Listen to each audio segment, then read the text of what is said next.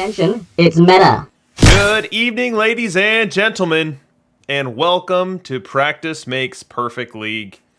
I am your host, DRC, and the order of the evening is to look at some juicy data coming out of practice, coming out of the Perfect Team Tower, the Perfect Team Ladder, and boy, oh boy, do we have a ton of data tonight.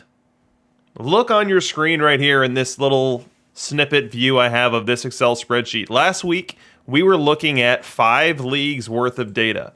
We had 1 Iron League, we had 4 Rookie Leagues, and because you guys are so awesome, because you guys were so willing to take the time and build the DRC extract, we have a ton more data tonight. We've got 2 Iron Leagues. We've got 3 Rookie Leagues. What is this? 5 Stone Leagues and then 4 Bronze Leagues to analyze. So thank you to all of my resident and community data collectors. Thank you for DMing me those league results. Thank you for putting those into my Discord channel. If you guys want to be involved in that next week, let me know. I can give you the instructions there and get you pointed in the right direction. It is somewhat time cumbersome and time consuming, and so there were a couple of extracts that weren't 100% perfect that we had to leave on the editing room floor for this week, but hopefully those folks that put in the time and effort will be able to get them in next week.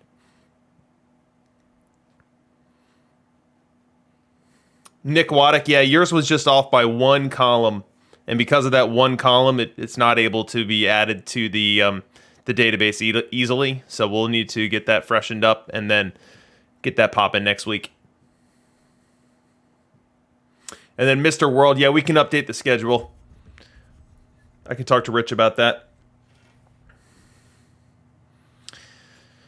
All right, so the way we're going to start out tonight is by looking at the Naperville Nomads and their success or lack thereof for this week. But first, let's just outline the objective of this show. The purpose of this show is to observe the performance of the players within the Perfect Team Ladder for the purposes of helping you guys inform the direction that you're taking your team. What players should you be targeting? Who should you be fading? What observations mean something? What observations mean nothing? How will the changes to the game from year over year impact how we see players performing? And given that we've got 2.6 million plate appearances to analyze tonight, I feel pretty good about our sample size.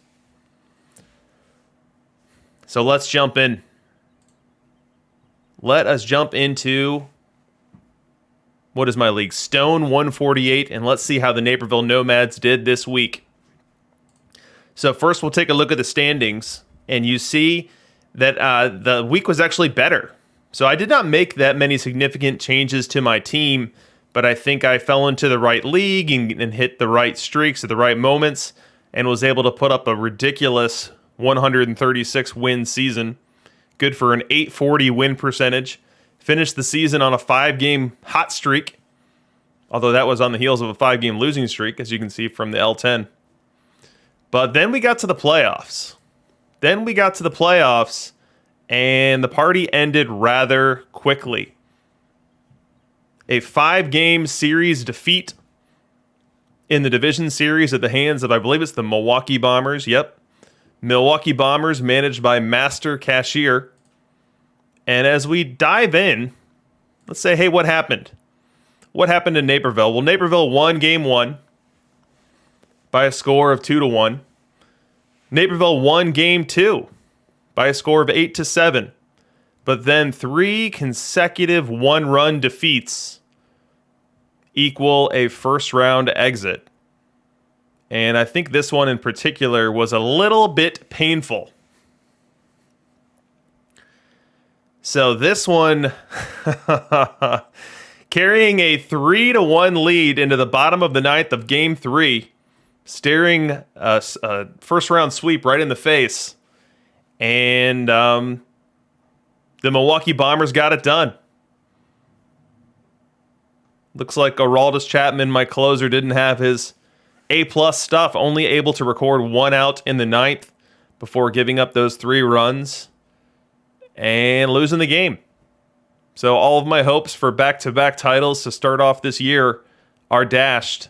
And instead, that honor for this league, at least, is going to go to the Upper West Side Schmears. Managed by whom? GWE 2101.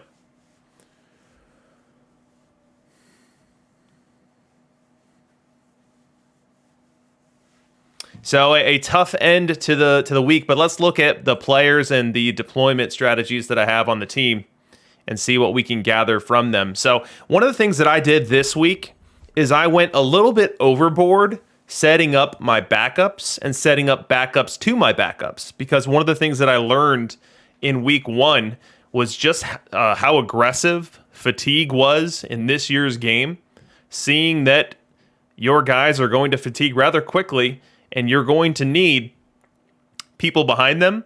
And then the person, like, say, for example, DJ LeMahieu backing up first base, second base, and third base concurrently. Well, reality is that there's going to be times where he's needed at multiple spots. So you're going to need a backup to your backup. And for that, I grabbed Austin Martin, who is a nice, versatile option that can do second base, third base, shortstop, center field. And Austin Martin filled in very admirably in that backup to a backup role. So as we're looking at players who can do that well, Austin Martin's one of them. DJ LeMahieu is one of my favorites. And LeMahieu has the ability to be trained up even. So you see he comes stock with first base, second base, third base, the ability to improve at first. But he can also be trained up left field, center field, right field. And it looks like this season, with him being set up as a backup to a backup in a number of cases, he got 4 starts in center field, 1 start in right field to go along with a good amount of play at 3 different infield spots. Tech 15, 141 win team gets swept in the first round in Stone. Rough beat. Rough beat indeed. You know what I'm going to do? I'm going to take just a quick moment here and jump into another Silver Live RRF3. If you're unfamiliar with the format, this is a very low barrier to entry format. All you need is Silver Live cards, and if you're at all progressed along the live collections, you've got them. And it's a very, very quick tournament that still awards 2 packs to the winner. And very RNG favored. You're not going to run into a whale team and get absolutely crushed. If you've got Silver Live cards, you can jump in there and within the span of 70 minutes, either win 2 packs or be able to jump into another one. Best format says API, and API knows what he's talking about. All right, so this week we set up backups to backups. The other thing we did is we picked up Paul LaDuca. So last week's data was telling us that Paul LaDuca would absolutely mash. He had incredible observed performance. We looked at his card, and we saw that the shape of it was very much like something that we like to see in PT21. And so I went ahead and moved away from catcher defense, moved towards a catcher that could hit. And then what did Paul LaDuca do? He had a terrible season. He had an 80 OPS plus, 1 WAR season, despite having 400 plate appearances, and totally did not reward me at all for the faith that I showed in him.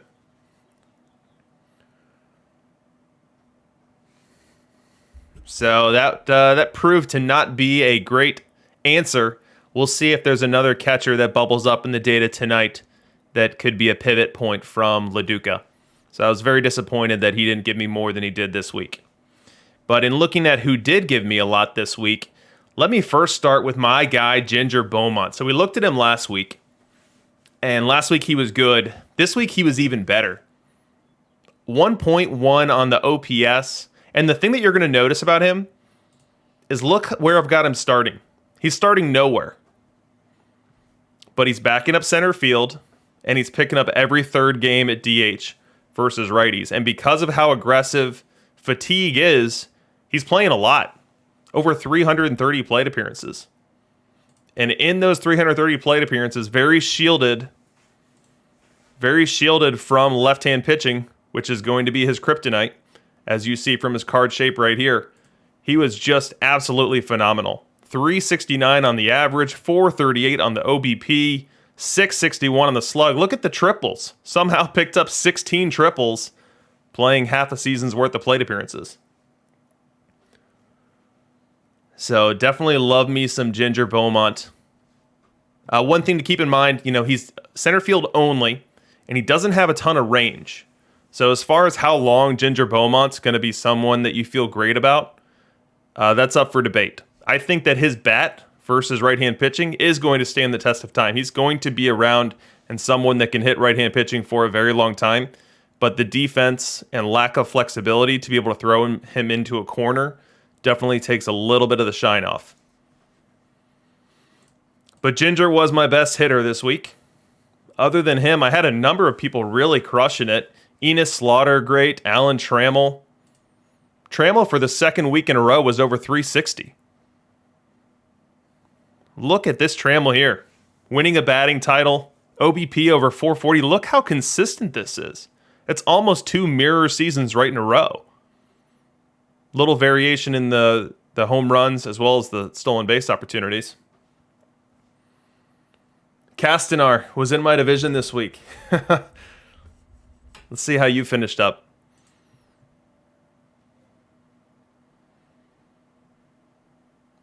I don't know which one of these 4 teams you are. But yeah, Alan Trammell, definitely excellent for me this week, playing at shortstop. Nomar, excellent. So Nomar won my league's MVP last week. This week, another huge week. Look at these doubles. 78 doubles for Nomar. I didn't even know that was possible. Now, he gave up 10 home runs year over year, but picked that up with 19 more doubles. OPS right around 1. So definitely a big week for Nomar as well. Hack Wilson, obviously huge. We talked about him and his on-base skills. What I decided to do with Hack Wilson, because he's getting on base at such a high clip versus both right and left, is I decided to put him right at the top of both of my lineups and see what would happen. And what would happen is 154 runs scored, 33 homers, 113 Rbis out of the leadoff spot. Definitely a huge week for Hack. Campanella had a very surprisingly strong week. So Campanella's bat profile is not one that you really love either way. I don't love him versus right. In fact, I really don't like him versus right. And then versus left, I just kind of tolerate him for the ability to hit the ball far every now and then. But look at the season that Campanella put together. 152 OPS plus, batting average over 300. We're going to look at his larger numbers here. I doubt this is sustainable at all. But an absolutely huge season out of Campanella when I was expecting one out of LaDuca. Mr. Audit asking what this stream is. So what this stream is we are looking at perfect league data. We are trying to figure out who the cards are that we want to target. We're trying to figure out who the cards are that are performing at the highest levels, at the various levels within Perfect League. Perfect Team, excuse me.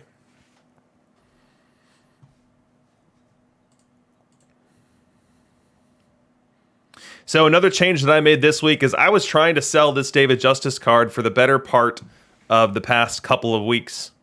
And I just could never find a buyer. And so I just said, you know what?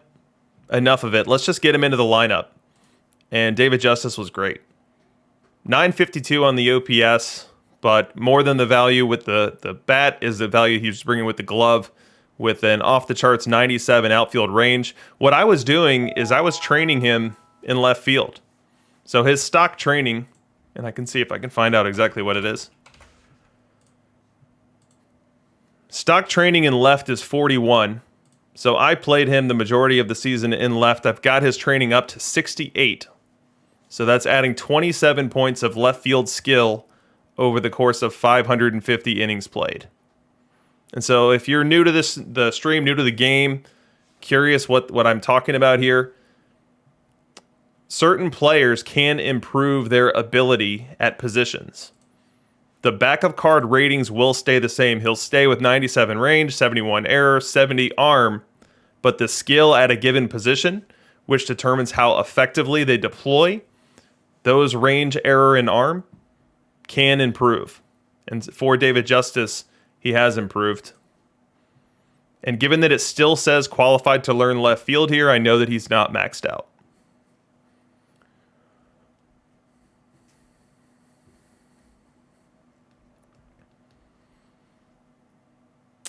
Yeah, CF Genesis mentioning Christian Poche, the future legend card.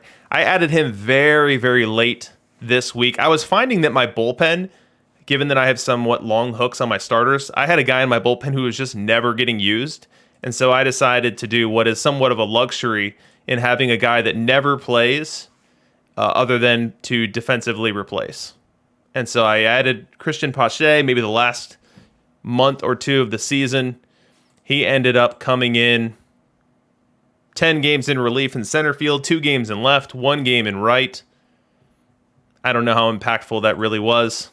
He picked up 6 plate appearances and didn't do much with them. But Christian Poche, a huge outfield range card. And if we're heading towards where PT21 went, outfield range definitely floats value.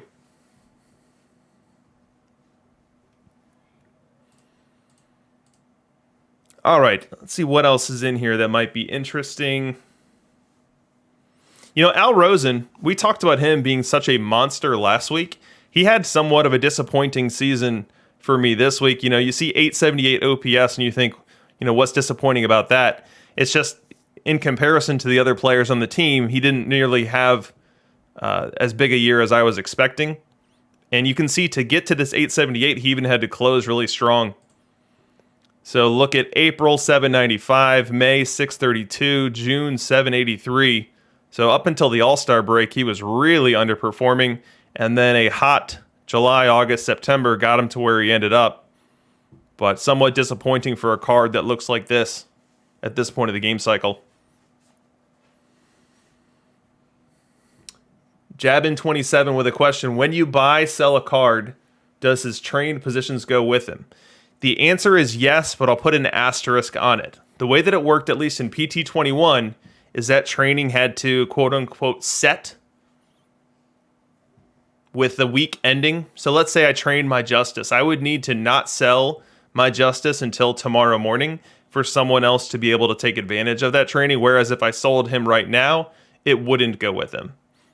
It's entirely possible that that is different this year, but last year you had to let that training kind of lock in with the start of a new week.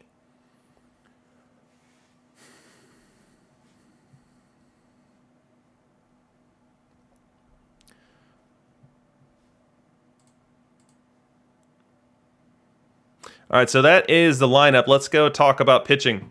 And Cy Young had another incredible season. You know, Cy Young is the kind of player who can pay for himself. And what I mean by that is this history tab within the game can show you how much PP, how many perfect points players earn for you. And if you just have it natively, there's a big long list of all the things they've done for you.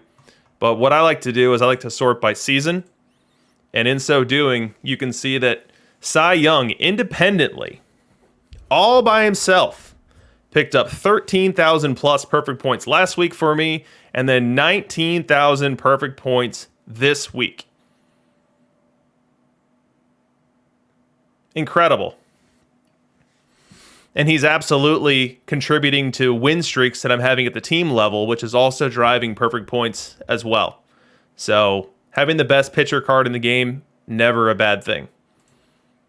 And you see that he went 30-2 for me this season with the league leader in ERA, league leader in innings pitched, strikeouts, whip, homer per 9, walks per 9, 14 WAR. How often do you see a pitcher go over 14 WAR?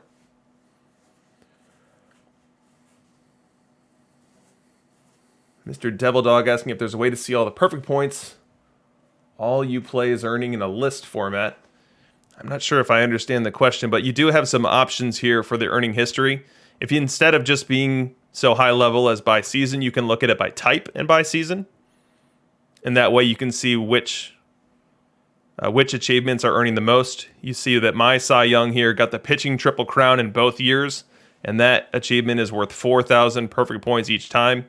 Definitely a big one. This year there was a 7,000 perfect point win streak for him, which I believe is when you go over 20 in a row.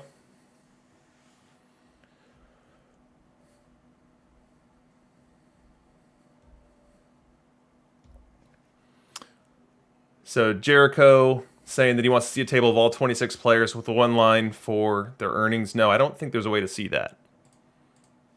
All right, but going back to pitching design, similar to last week, the approach that I took this week was I had a maxed factor stadium, which means that I'm maxing out the park factors from a BABIP perspective, I'm maxing out the park factors from a doubles and triples perspective, and then also maxing it out from a home run perspective. And then to combat that, I'm trying to stuff my team with just that, with stuff.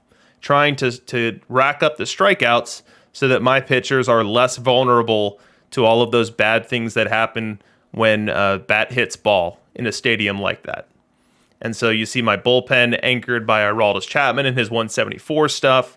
My setup guys are Minter at 132 on the stuff, Chad Green at 133.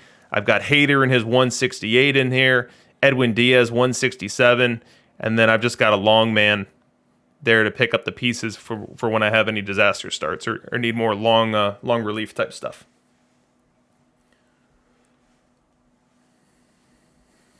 Stone Bell's asking how much I'm weighting movement.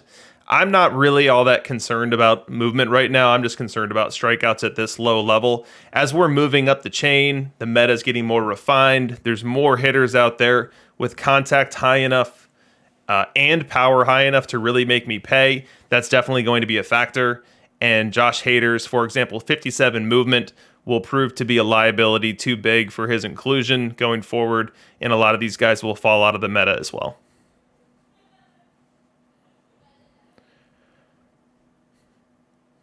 Rotation-wise, besides Cy Young, I had very good years out of all four of my other pitchers. Verlander, Langston, Cole, Giolito. We'll see a number of their stats in the global stats as well. To the global stats we go. Before we do so, let's take a look at one of the new toys that I've brought to this stream. So on your screen right here, you have two different charts. And these charts are interesting now. I think they're going to become more and more interesting each subsequent stream that we do, where we look at players and their degradation from two different perspectives. We are looking at degradation from level to level. So Alan Trammell, what does he do in rookie versus what does he do in bronze, as well as what does the decay model look like over time. So what did he do last week versus what did he do this week versus what did he do 5 weeks ago. Now, right now we only have 2 weeks worth of data, so it's not the richest visual. But for any player that we want to get more granular on, we can see kind of the decay model here. And we see that with Alan Trammell, he's picking up a near 1 OPS in rookie league, but only around 846 in bronze. And so as we're contextualizing our players and we're setting our expectations, we can kind of grade on a curve like this as you move up the chain.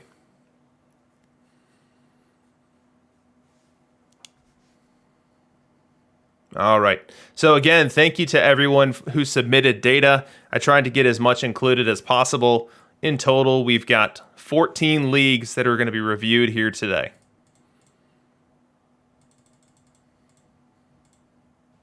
Let's start with our leaders. Let me make sure we're on the correct week. Yep, we're on 2022. Perfect. And we will start with runs. I have a feeling that my Hack Wilson could be in the running here because I had him at leadoff. He gets on base a ton. And look at that. We did it. The Naperville Nomads Hack Wilson leads all leagues in runs scored, picking up 154. And it looks like I've even got some double data in here from some of the teams. So there could be data integrity issues now that I've spread out the data collection to so many folks. So hopefully we can spot those and ignore those as need be. But 154 runs scored from Hack Wilson. So the logic there being that Hack Wilson gets on base a ton. He's not a horrible base runner. And he's a good guy towards the top end of your lineup, even though he can also hit the ball over the fence. Move on to homers. Let's see what our high water mark is this week.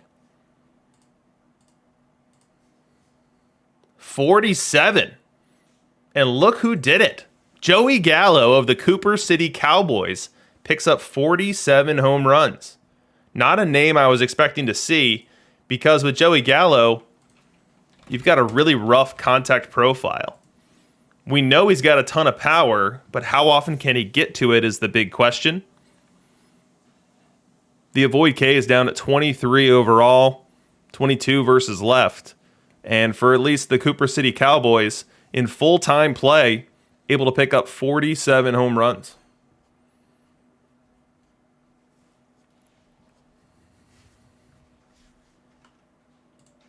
Let's see how this compares globally to the new toy that we have. So let's go down to 88, Joey Gallo.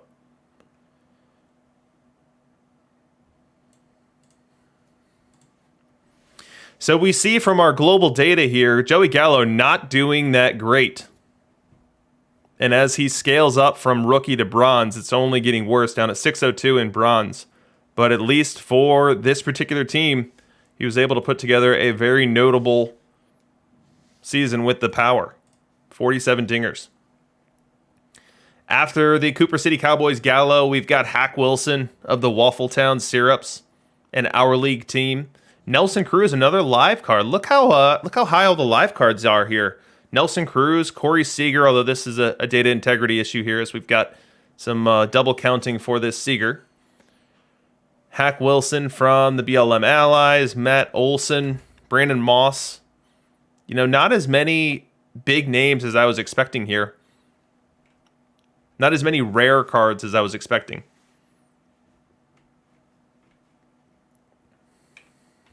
I think Caprine Assassin with a very good point. Lives are competing much better at lower levels this year.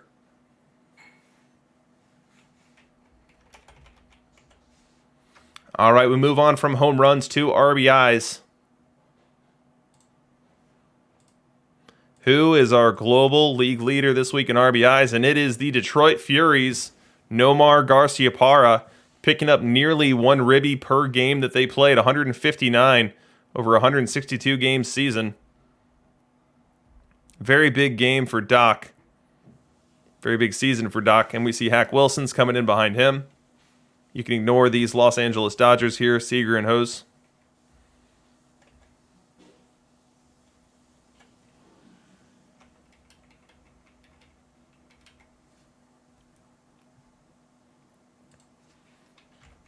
Big time run production. Let's go to stolen bases.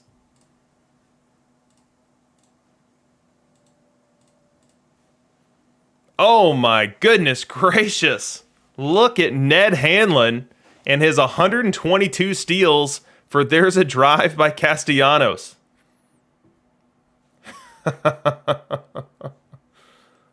That's fabulous. 122 steals in a very creative team name. And look at Clyde Milan. This is an interesting one.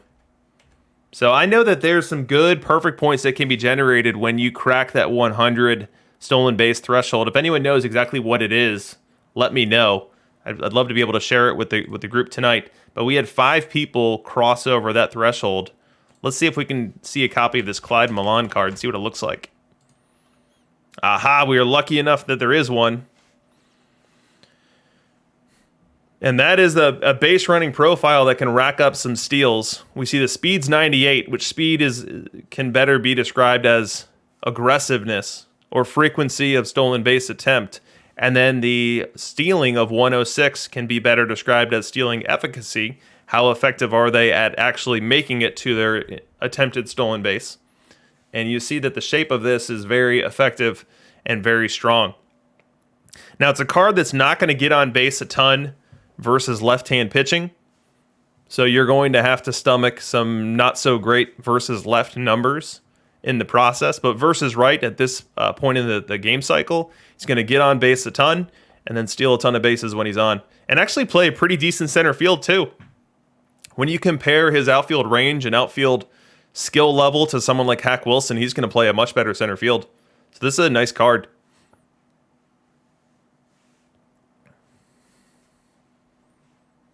It's a really nice card.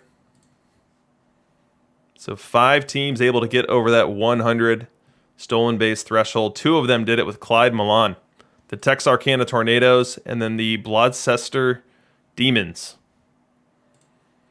Look at this. We've got an iron card going over 100 steals. It's George Hogreaver. That is not a name that I'm familiar with. He's up here in the auction house. Very similar stolen base ratings. So 97 on the speed, 106 on the stealing. The profile is not one to scream about, but for an iron card, that's a really strong eye. And then the super low power is going to give it a pretty decent BABIP, even though the contact is super low. It's one that's not going to play great defense, but if you're just looking to get after 100 steals, George Hogreaver is going to give you a decent chance to do so. And for the UH Sunday Drivers, our league team, he was able to do so. 87 bunt for hit. Yeah, for a bat like this, as you move up the leagues, maybe that's not a bad thing to crank up there. Very fun iron tourney card, as TF Llama puts it. LFC USA asking, is this data verified somehow? So no, this data is not verified. That is one of the risks that I run in crowdsourcing so much of it. Someone could have easily changed a figure here or a figure there, and then we'd have some data integrity issues. But if we see anything too crazy, we can always go into the Perfect Team universe and cross-check something. But that was a risk that I knowingly and willingly took. All right, now let's talk about WAR. Wins above replacement. Who was able to crank out the most WAR of the leagues that we have data for? Oh, man, I was hoping that someone would cross 10. But it looks like no one was able to do it. My Alan Trammell got closest. He got up to 9.8. My Hack Wilson right behind him at 9.6.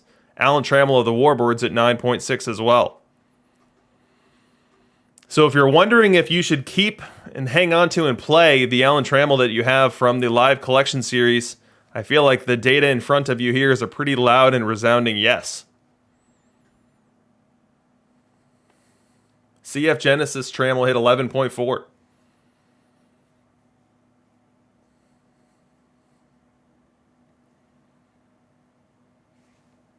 So some big numbers here. Jim Edmonds, a defense-heavy profile in center field, put up a 9. That's very strong as well.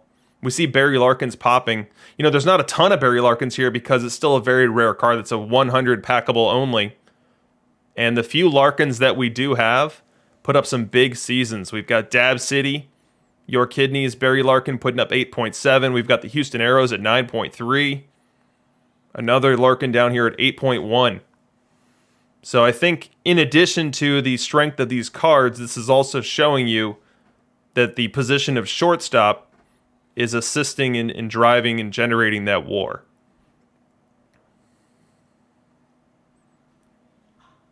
EVC and NYC asking if I've got any Concepcion data. We will check that out when we get to shortstops. Alan Trammell is no Taylor Trammell. Hey, I've got Taylor Trammell on my fantasy team, and he hit his first home run of his career, I believe, the other day. All right, let's see who was our batting champion of all the leagues that we have. We will go descending by average and see that it is the Detroit Fury Nomar Garciaparra winning our global batting title with Alan Trammell of the Nomads right behind him. Adam Kennedy, not too far off here for the York Dragons. I'm a little surprised there because I believe his versus left profile leaves much to be desired.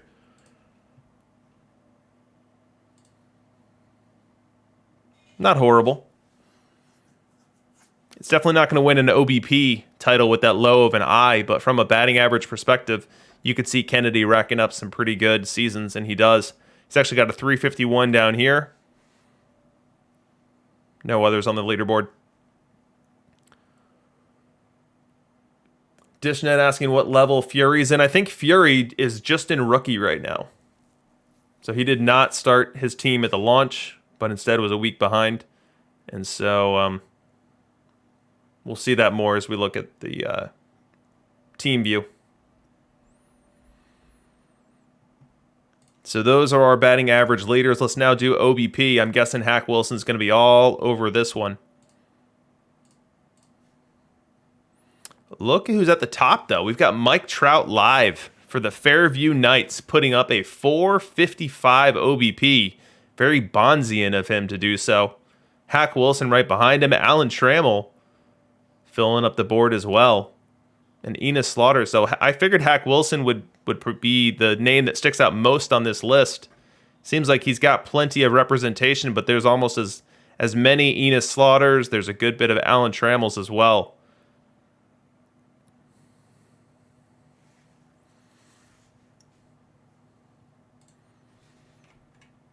So those are your on-base leaders. Let's do slugging.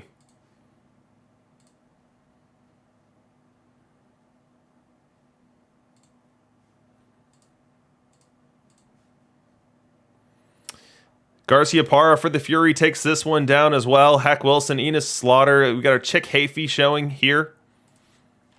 Chick Hafey. Not a card up in the auction house right now, but 616 on the slug. Big, strong offensive producer there. Here's Jimmy Collins. If you recall, Jimmy Collins almost took a triple crown for us last week.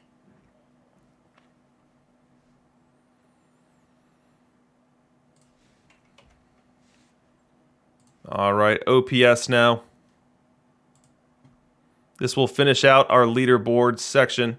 And we've got Philadelphia BLM Allies Hack Wilson with a 1.11 OPS, just edging out the Waffletown Syrups Hack Wilson, who just edged out the Nomar Garciaparra of the Fury. It's fun to see some nomads on this list as well. Slaughter, Trammell, Hack Wilson all showing up.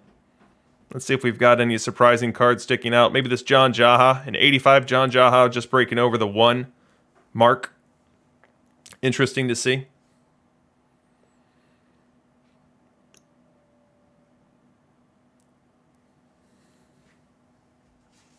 So these were our leaders individually. What'd you guys see as we were going through there? What surprised you the most? What didn't surprise you at all? What observations might become actions for you as you look to tweak your roster as you move into next week?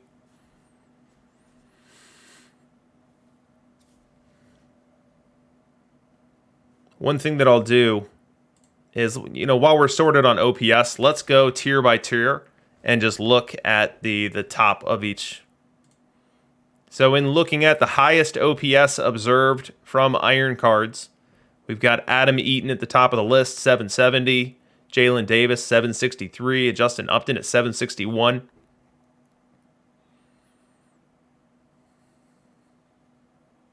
Yeah, Mr. Audit saying this doesn't help. You don't have a team of perfect players. Well, let's make sure we speak to you as well. Let's make sure we look at each tier of card and we find things that you can target.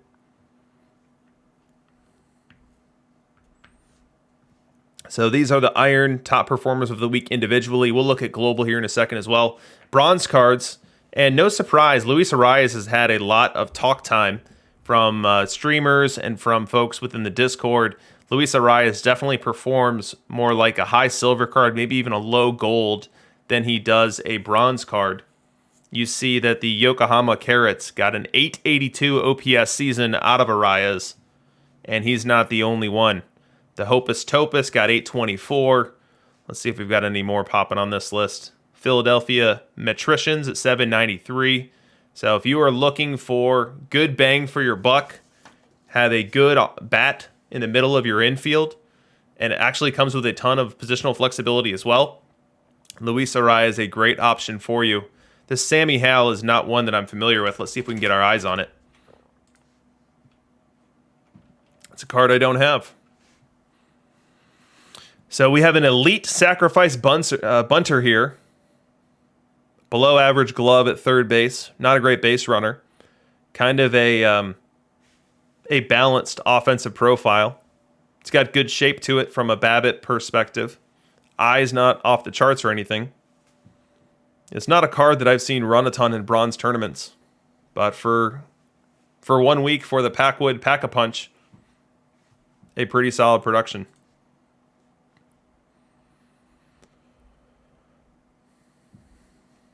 We move on to silver cards. Best silver card observed this week was the Leon Roberts snapshot card from NorCal. Followed by Bill Lamar, Torrey Hunter, Benji Gill. We're starting to see the OPSs climb up, so you can get a silver card popping a good mid 850s OPS or higher if everything goes right for you.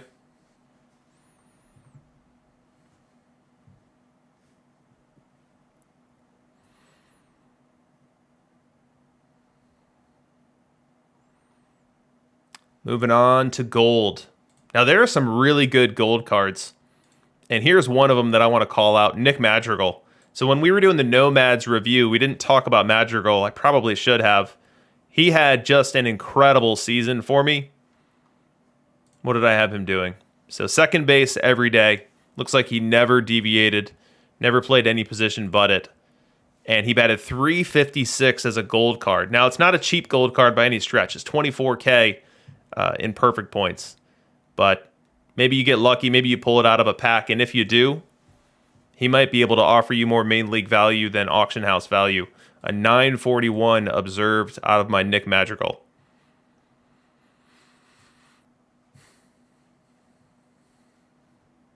Flexible card, too. He can back up shortstop if you need him to in a pinch.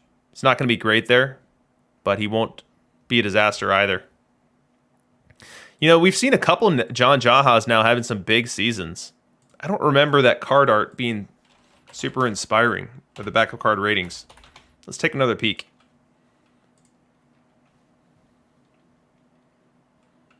So this is the type of card that's going to hit now, but I don't expect it to last too long going forward.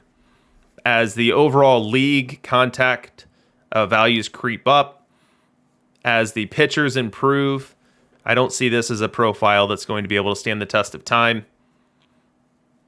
So I wouldn't recommend running out and grabbing you a John Jaha. If you've got one because you completed the live collections, the data here is suggesting that you can get a pretty big season out of him. He's going to be a little bit better versus left-hand pitching, but relatively balanced.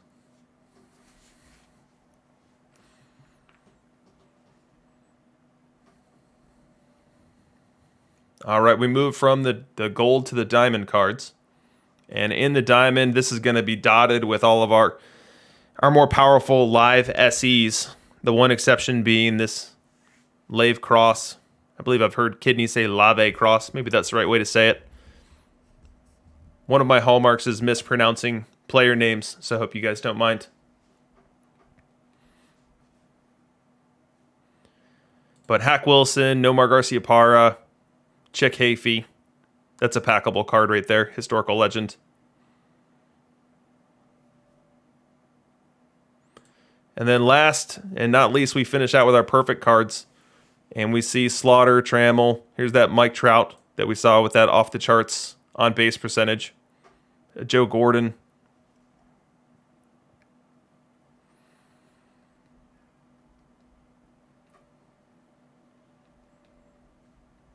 All right, so shifting our focus from looking at individual copies of players to more of global data. Let's start to look at the various positions and look at the various splits to inform our decisions on a meta that's coming together. All right, so let's start out with catcher. Always the least exciting position from a bat perspective. But we can start there. And with catcher, you have that natural platoon that just sets in because you know your catcher, especially in PT22, is going to get tired rather quickly. And so you need two catchers. So if you can have one catcher who's better versus right, another catcher who's better versus left, that's not bad for your bat production. But underscoring this whole conversation is the importance of catcher defense. We know that catcher defense very closely correlates with catcher ERA, which is a statistic that is tracking the ERA of your pitchers when your catcher is behind the plate. So your more talented catchers are going to help your pitchers give up less runs. It's a very valuable skill, so much so that some people don't even care at all about catcher offense and are more interested in just getting the highest catcher defense they can and accepting whatever offensive production may come.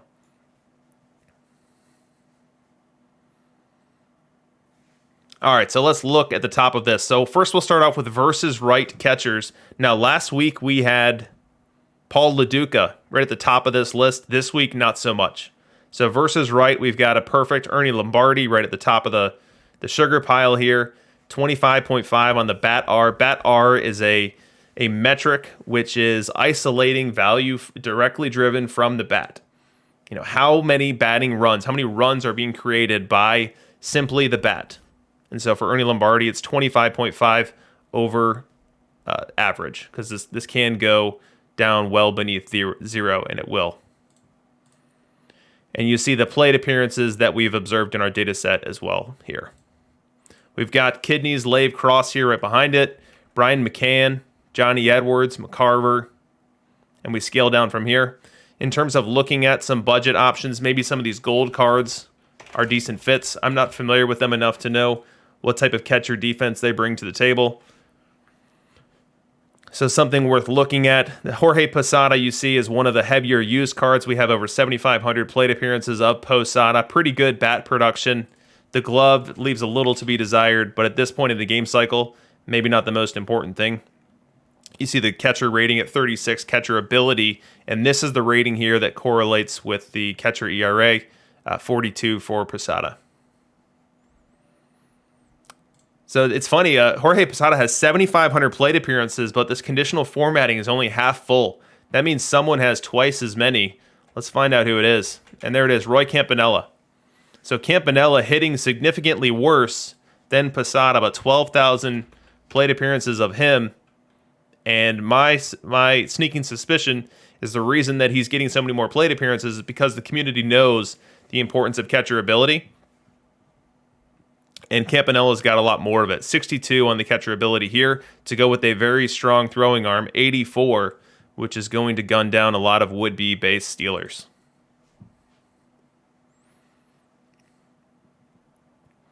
Let's see if we have any other high sample size guys. Wilson Contreras at 5,600.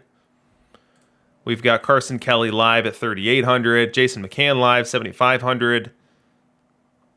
Yasmani, 8,000. Salvador Perez, 9,000. Austin Hedges.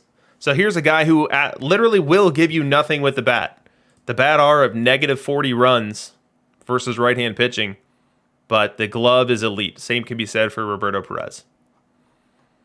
So we've seen versus right. Let's check out versus left.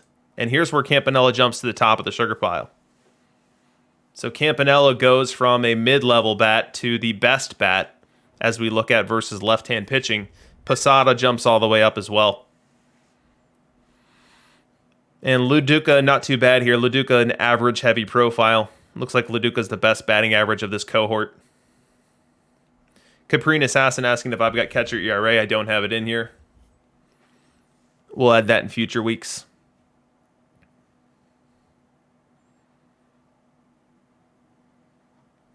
So that is your catcher position. Now, let's think about the Nomads. You know, I went with Paul LaDuca, did not love the outcome.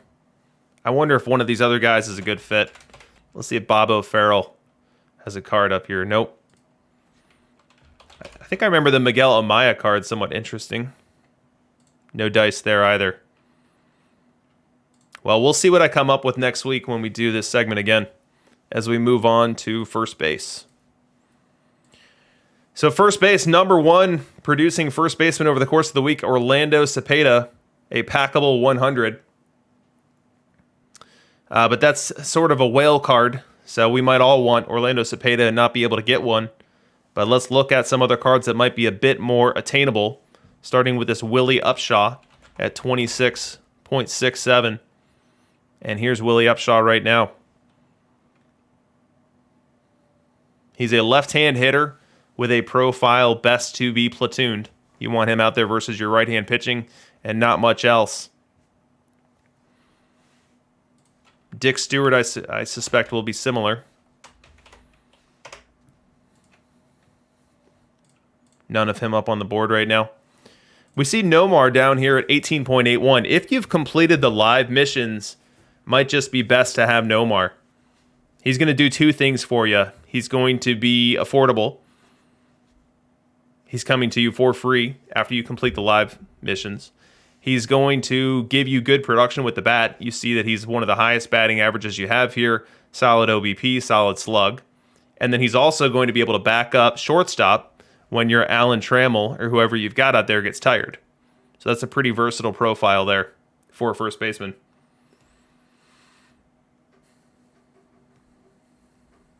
Clashreen struggling. Just started playing OOTP and the team is 8-30. Well, let's get you moving. Let's figure out some players to add to your team.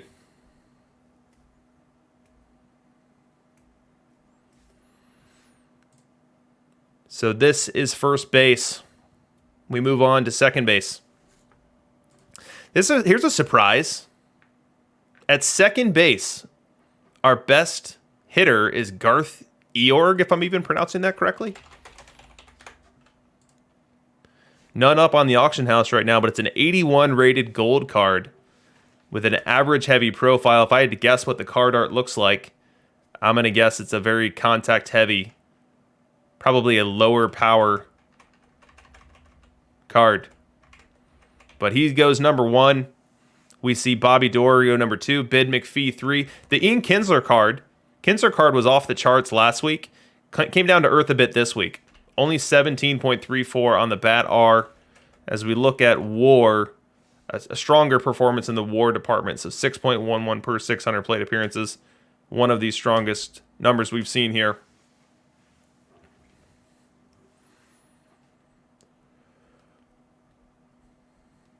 Devil Dog helping me with pronunciation. Org.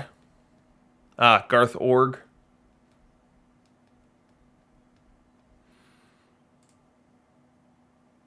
Junior Spivey, that's not a card I've seen before. Let's see what that looks like.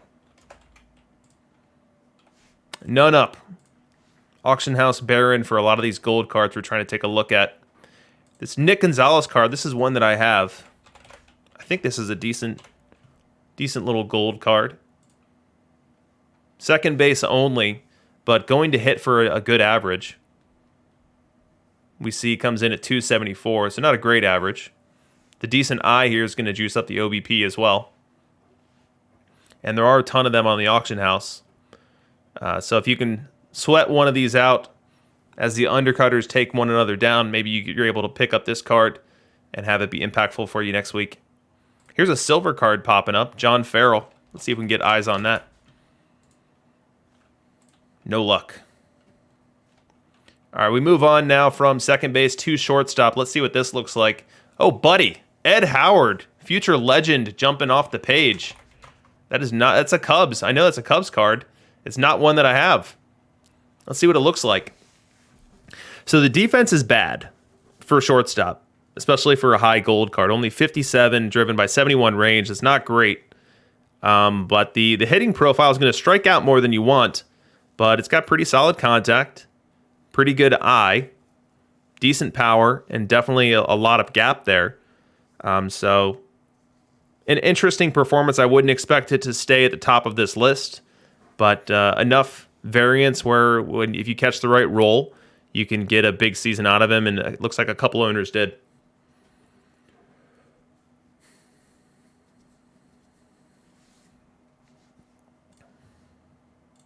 Besides Howard, we've got Roger Peckinpah, a packable 100. Joe Cronin. Alan Trammell comes in fourth with a whopping 37,000 plate appearances. So if you're wondering who someone's running at shortstop, it's Alan Trammell. And if it's not Trammell, then it's probably Garciaparra. Like, who else do we even have with decent sample sizes? Bo Bichette, Corey Seager, Trey Turner, Xander Bogaerts, Tim Anderson. So it looks like it's the two live SEs or it's a bunch of lives. That's who people are playing right now. If you're lucky enough to have a future legend card or a packable 100, you're in a short sample. There aren't many people doing it that way.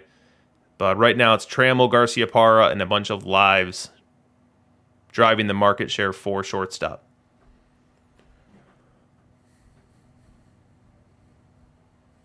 Yeah, King Butcher 19, future legend back-up card ratings do not alter. This Ed Howard will be this Ed Howard all season long. The same could be said for all the other future legends. Those do not update along with the live cards. All right, we move on from shortstop to third base. This is where I was expecting to to really enjoy having my Al Rosen. And it looks like it's just that I had a bad Al Rosen week, because globally, Al Rosen was incredible this week. Look at this, 32.91. Let's compare that to what I got out of Al Rosen. So my Al Rosen was 294, 391, 488. So just a little bit on the light side from an average and slug perspective. OBP right in line with expectation. So perhaps I shouldn't be too sour on him. But in addition to Rosen, we've got Cronin at the very top. That's a huge performance for a low diamond. Let's see if we can get eyes on what that looks like. There is one up right now. It's listed for 100K, even though the average winning bid last 10 sales is 10K. And I think what we're seeing here is this is just a huge wild outlier. There's nothing on this backup card rating that would tell me that this level of observed performance is in any way sustainable. Let's see where Pendleton is. Where's Terry? There he is. So Terry Pendleton is our number one market share holder, 35,000 plate appearances. His BAT R rating at 9.6. Let's see if he's doing better on WAR. All right, WAR 600 is 3.74. So a pretty balanced card, pretty balanced performer. And probably belongs maybe in the second tier of third base options. So a solid card, but if you can get your hands on some of these cards above it, it would be well worth it. There was a third base card that went in a tournament. I want to say it was yesterday. There was an Rbis Ramirez 98 Diamond Cubs SE that was in a tournament. I want to get my eyes on that one. So if you won that in that tournament, let me know.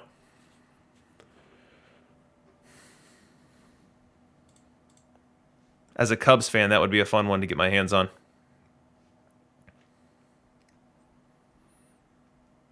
Do we care about defense at first base? I'd say that we care, but we don't care that much. You know, we definitely want a bat first profile at first base, want someone who is going to be in the business, the primary business of run production, but we also don't want to put someone at first base who's just an absolute nightmare, someone who won't get above, say, a 25, 30, 35 position rating. That's a bridge too far for me.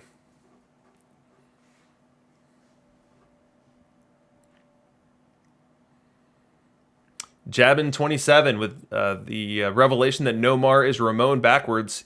If I recall correctly, I want to say I heard the anecdote that that's how Nomar got the name. I want to say his father's name was Ramon, and so he named him Ramon backwards.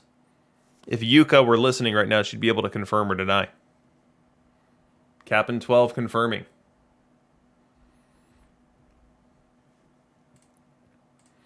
All right, so these are our third base options. We'll move on to the outfield now. We'll go to a corner first.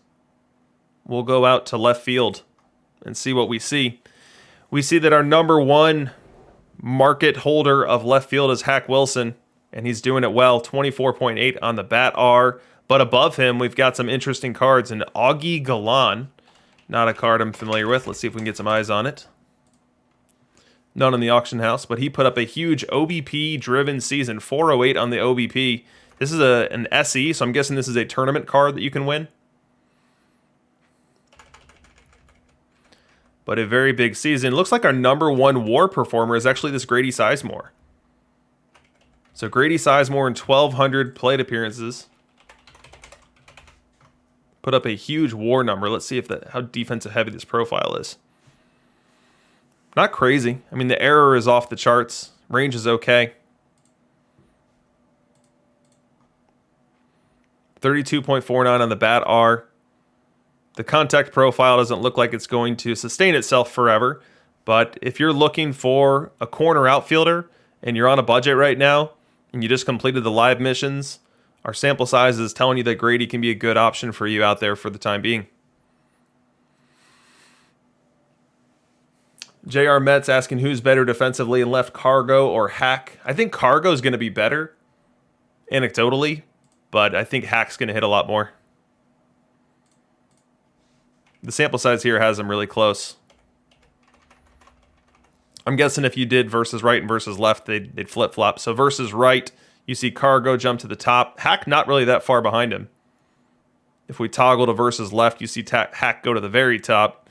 And then Cargo falls some, but not horribly. What's up, Will? Likes Enos and left. LFC asking if Cargo can get in a live SC outfield. I think he can. I was with Cargo until I got Lefty O'Dual. So buying the Diamond Lefty O'Dual pushed Cargo out of my lineup. So we'll go back to the complete numbers here as we look at left field. All right, let's check out right field. We'll go to the other corner now. I'm expecting Enos is going to be right at the top of this list. Well, he's not quite at the top, but he's up there. And we see that he's our number one market share holder, 35,000 plate appearances. Nearly a 300 hitter, 380 on the OBP, 490 on the slug. So definitely getting it done. But above him, we've got George Harper. That's a card that I know I have. And I haven't played him. Maybe I need to be thinking about it. Let's see what this George Harper looks like. So this is exactly the shape of a profile that would not have worked out too well in PT21. Power-driven profile. You could almost call it Birdian. And maybe it's just working well now in the early going. And once we see league strength start to normalize, this profile will fall back again. But he had a pretty big week this week, and I'm guessing versus right, he's going to be off the charts. So as we toggle to versus right, he does improve some. OBP gets right up towards 400.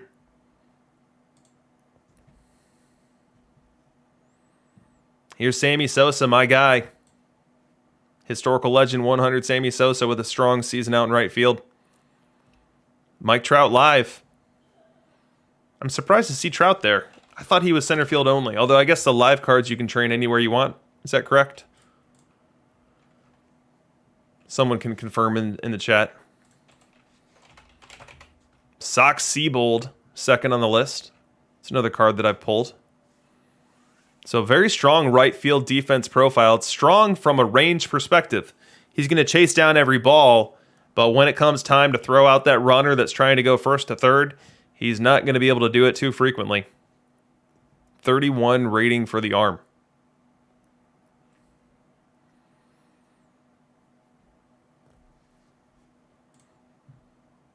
So these are your right fielders. Now let's go to the toughest position on the diamond, center field. And let's see who's at the top of the list. So from a market share perspective, we've got Hack Wilson with the most plate appearances out in center.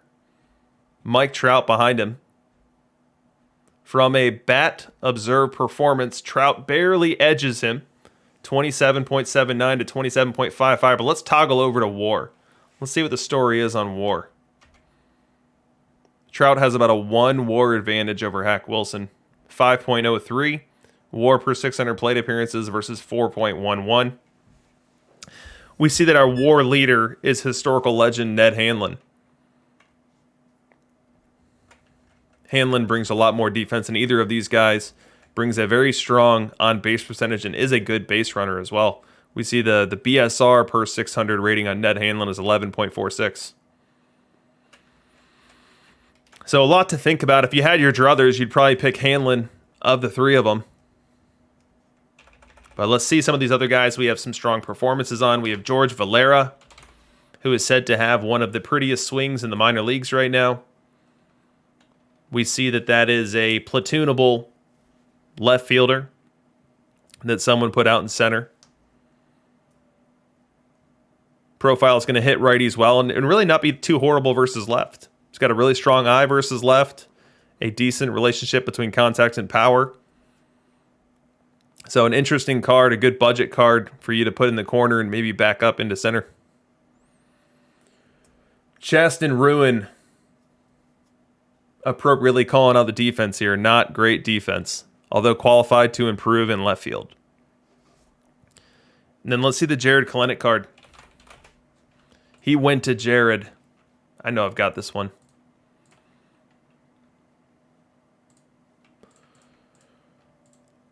Let's find this Jared Kelenic card.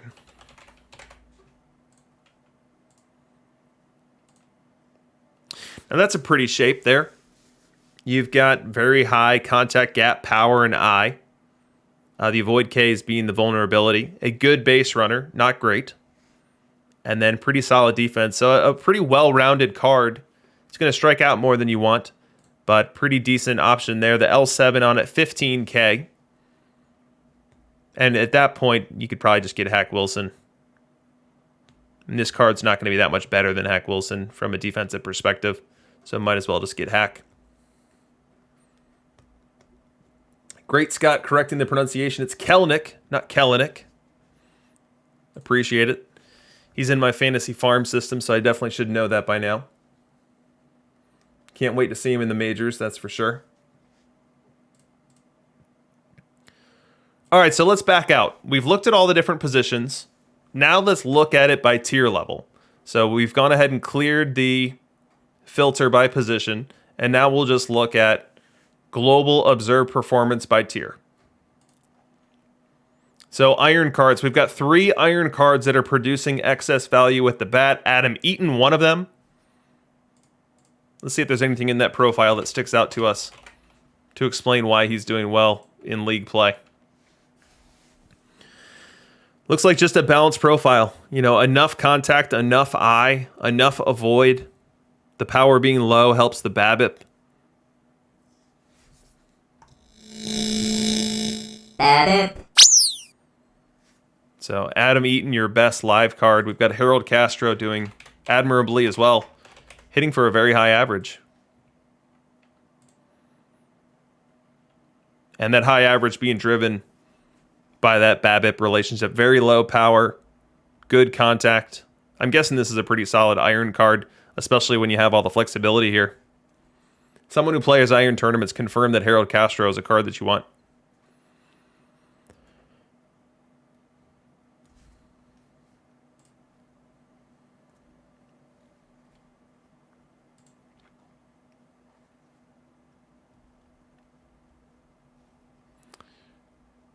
All right, we move on to bronze cards. What bronze cards are doing the best in main league play? I was really expecting this to be Luis Arias, and then everyone else. Where is Arias? Why is he missing from this list? Oh, he's down here. Wow, there's that many bronzes doing better than Arias. And it could just be that there's enough bronzes with short sample sizes with good production. Sammy Howell being one of them. Sammy Howell with that balanced profile. Right-handed bat who's good against both ways. Decent glove at third, too. You know, maybe this card deserves a second look in the bronze meta, too.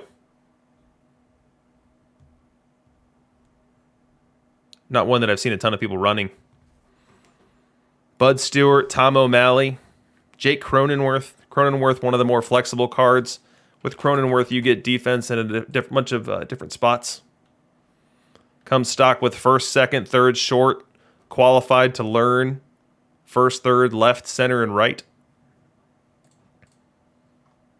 Glenn Crawford. We got Carl Taylor. Carl Taylor is definitely a bronze meta piece. Johnny Lucadello. Castellanos. And we come down to Luis Arias. So Luis Arias with our most market share of any bronze in main league play, 10,000 plate appearances. We see the strong batting average there, 304. He can play an okay second base and then back up in a number of different spots as well.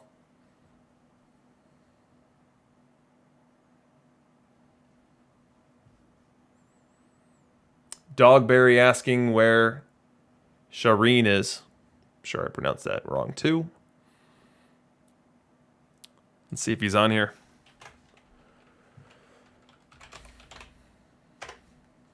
Art Shireen, not producing in main league play, a -11 on the bat value. Now, bat R is not my own ranking. It's in the game. The reason that I like to look at that is we're isolating simply bat production here with that statistic. We can look at BSR to isolate base running value, and then we can look at defensive metrics to isolate glove value, and then we can look at WAR, wins above replacement, to contextualize the overall package together. But this focus on bat R is really just looking at what we can expect from bats as we look to build a lineup. All right, so we move on from the bronze cards. We go to the silver. And in silver, let's see if we've got some cards we recognize here. Now, silver tourneys is something that I haven't jumped into yet. I haven't started playing silver tourneys outside of the silver lives that I'm doing here. But this data here could help inform me on how I want to build that silver live roster. We've got Paul Goldschmidt bubbling up, Justin Turner bubbling up. What other lives are here? Lourdes Gurriel, Ramon Laureano. But at the very top of this, we've got some nice historical pieces here. Leon Roberts coming in the strongest.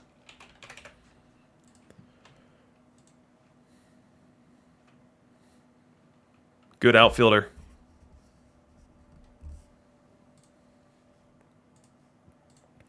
So as you're looking to build your team, looking for some guys who might outperform their cost, their acquisition cost, this is definitely a good way to start whittling down some of those names.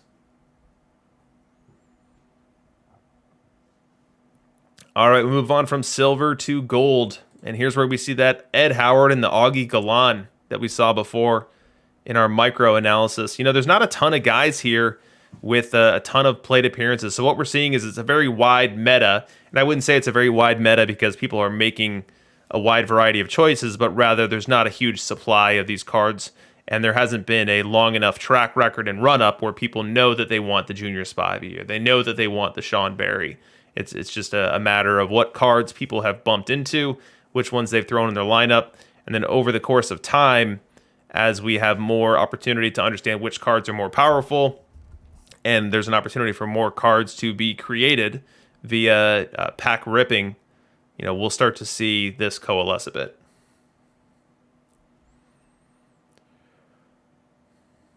So Spock21 asking a good, fun, conceptual question. Bat versus right significantly more important than versus left? Well, it depends. It absolutely depends on who's pitching. So historically, the versus right platoon is known as the strong side platoon, meaning that there are going to be more plate appearances coming versus right-hand pitching than there are versus left-hand pitching, and that proves to be the case. That was absolutely the case in PT21.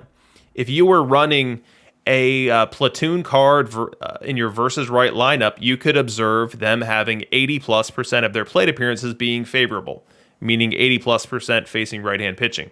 Whereas if you were running, conversely, a platoon, a short side platoon bat versus your left-hand lineup, your favorable percentage was closer to 50. But it all depends on what cards people are running out from a pitching perspective. PT21 had many strong right-hand starting pitchers, had many strong right-hand bullpen relievers. It was a little short on the lefty side. If you look at a meta like the bronze best-of-7 tourney meta right now, you have many, many teams rocking 3 left-handed starting pitchers. So your versus left-hand lineup is actually going to log more starts than your versus right-hand lineup. So it's kind of a case-by-case basis. In general, if I had to guess where we do land in the realm of your versus right lineup being used more frequently. And even if your versus left lineup is close, even if that's a close battle, the bullpen's likely tip the scale back into that direction anyway, meaning that you do want to focus on that versus right lineup the most, and that you're going to need to be winning games facing right-handed pitching.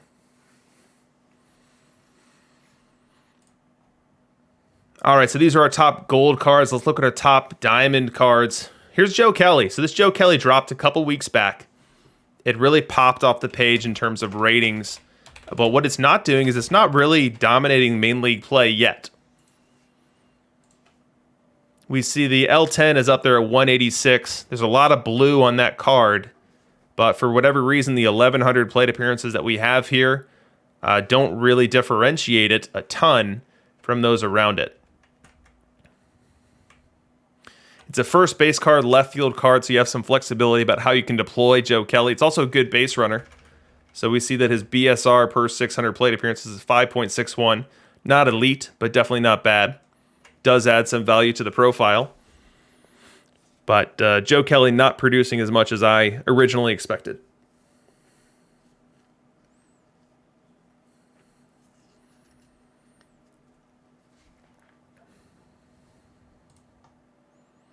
And then we finish out with the perfect cards. So these are your best perfect cards. Orlando Cepeda, Roger Peckinpah, Al Rosen, Eddie Matthews, the Mike Trout Live. We've talked at the top of the show about how the live cards really doing well this year, doing better than last year, and none really showing that as much as Mike Trout here. 28.11 on the Bat R, 398 OBP. Now the profile, and I don't know that there's any up right now. I think we looked earlier, there weren't. So you're not gonna be able to see it, but it's a profile. Actually, there is one. Oh, look at that. Someone's looking to get 500K for their Mike Trout. But it's a profile that's going to strike out a good bit, so the avoid Ks are pretty low, and then it's driven by power and eye. So it's going to be somewhat of a volatile profile when the value is being driven off of power, which can be tapped into maybe 3, 4, 5% of the time, and then the eye is just going to be your walk rate, and then you're gonna be at the risk of some tough BABIP, some tough batted balls in play luck to round out the seasons that you have for Mike Trout. We've got Gorgo 2005. He pulled a Mike Trout, same as Tatis Jr. Good luck to you. All right, so this is our hitters. Let's go over to pitchers. And then we'll finish up our pitcher review and then move on into perfect draft and then call it a night. So first we'll look at starting pitchers. And it should be no surprise to anyone that Cy Young is just dominating. Now, we looked at my Cy Young. I'll pop him up again for anyone who missed it earlier. My Cy Young was a revelation this year. Went 30-2 in Stone League. Had an ERA under 2.0. Just was an absolute monster. The other thing we looked at is how many PP he generated for me. Earned 19,000 perfect points this year independently. So Cy Young definitely dominating, and we see that in the global statistics as well. We've got 2,200 innings pitched of Cy Young, rocking a 2.18 ERA, a whip under 1, and a K9 right at 1 per inning. So huge production from Cy Young. This number probably represents somewhere in the neighborhood of 10 or 11 Cy Youngs. And so just really getting the job done. If you look at the game logs for my Cy Young, you can tell he's a dead ball pitcher. You can tell he's an old school or a throwback pitcher. Just about every outing is 8 innings plus. He's not walking guys. He's not getting blown up. He's giving you complete games. So definitely a great card to have. And you get it by completing the live missions. Number 2 and 3 on the list, as far as starting pitchers goes, are a couple other live rewards. So Justin Verlander, Mark Langston, both of them in my rotation as well. We see them coming in at 2.72, 2.85 on ERA. Sample size is very similar to what we have in Cy Young.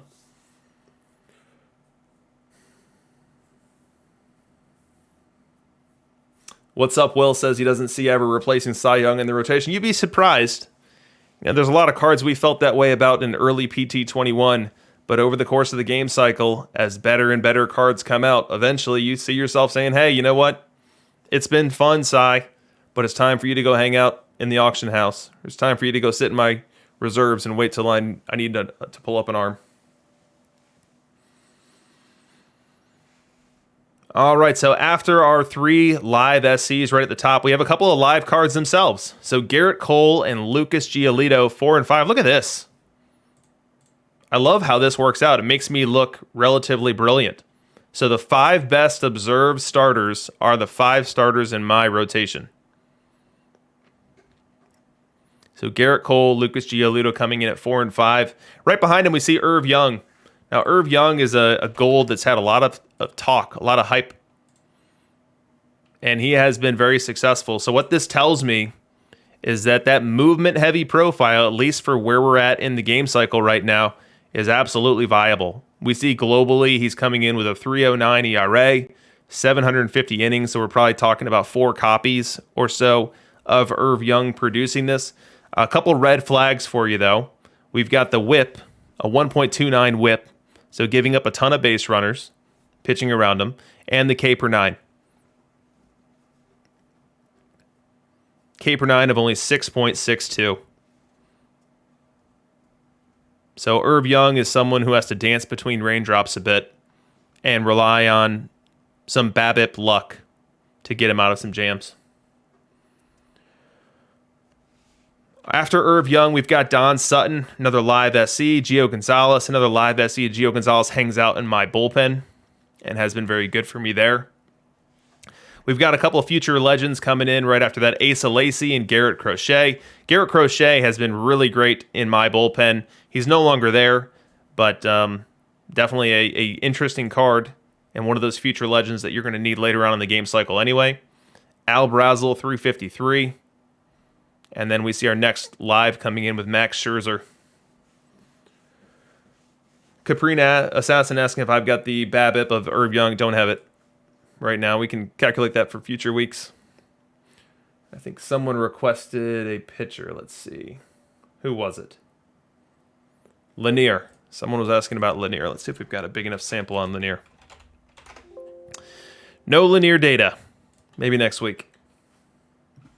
Let's see about Dixie Walker. No Dixie Walker.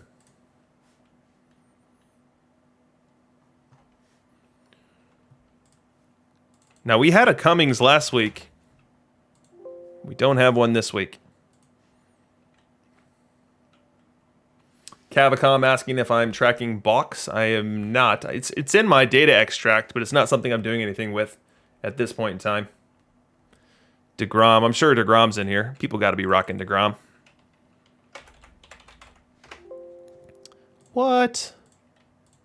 No DeGrom. That's criminal. DeGrom's live backup card doesn't look nearly as impressive as some of the other ones. Maybe that has something to do with it. All right, so these are our starters and what we're seeing from our starters. On the low end here, if you see any players that you're currently rocking down here, it might be time to usher them off your starting rotation. We got Juan Cruz, a bronze, Weezer Dell, a gold, Weldon Wyckoff, another gold, some low live cards. These are the cards that are getting hit in main league play right now.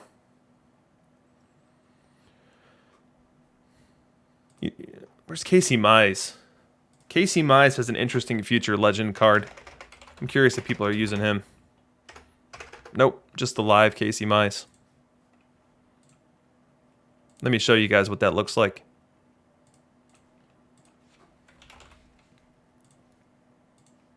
So Casey Mize is a movement vulnerable, but high stuff, high control guy. I might run him next week just for science, just to see what happens. See how this profile works. Definitely don't like the movement being as low as it is, but I wonder if the stuff and control for this point in the game cycle could put him towards the top of this list.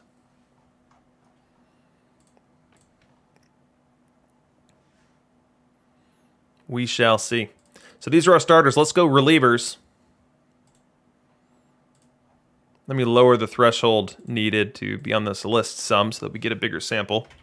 We'll go from 500 innings to 250 innings.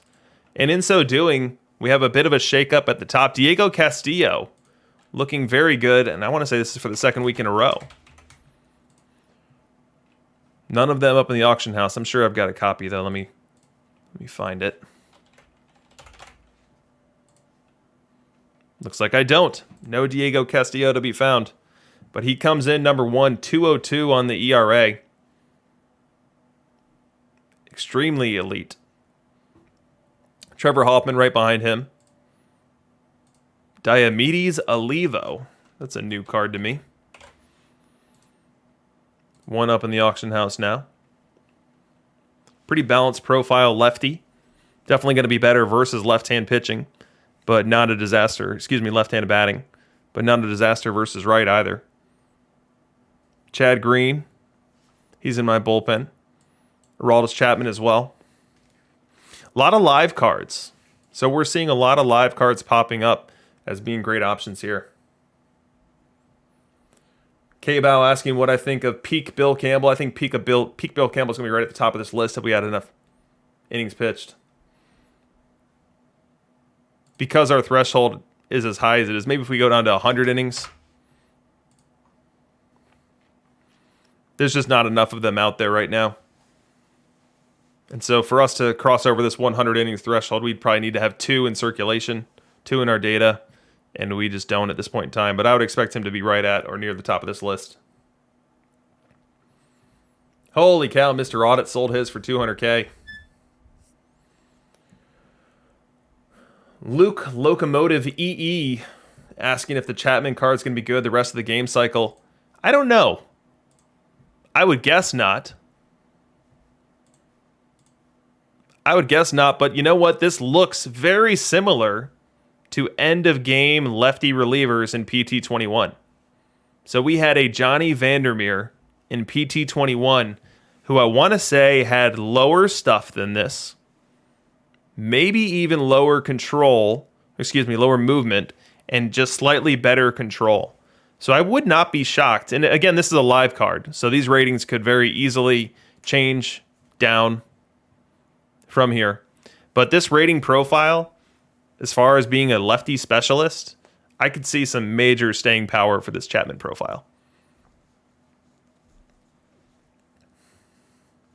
Yuka saying that I'll be good for the rest of the game cycle.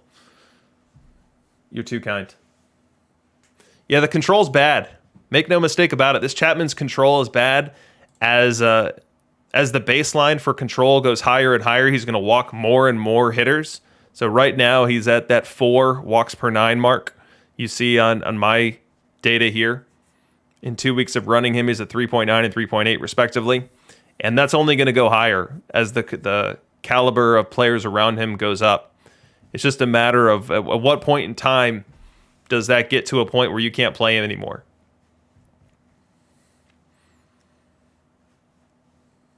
He's always going to be at the top end of the stuff spectrum. Like, I don't know. We definitely never got 200 stuff last year on any pitcher. I don't know that we ever got up to 198. So from a stuff perspective, he's going to be at the high end of the scale. It's just at what point does the control render him useless?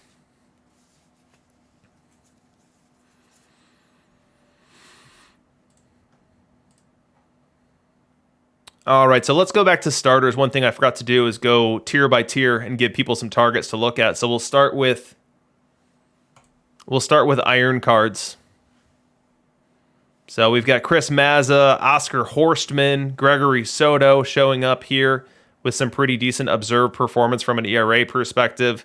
We've got a Kevin Brown card right behind him. But in general, I do not endorse putting any iron cards in your rotation. Bronze cards are not very expensive and should observe much better performance. So let's stay away from these guys. But in case you're curious, these are the ones that are observing the best performance. We move on up to bronze. Look at this Alex Claudio card. If I recall correctly, this one's got a funky split breakdown. Yep, so we've got significantly higher movement, significantly higher stuff, a good bit higher control versus left.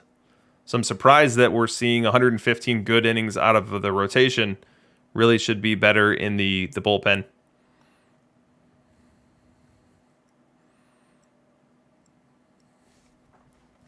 So these are your bronze leaders of starting pitchers. Let's move on to silver.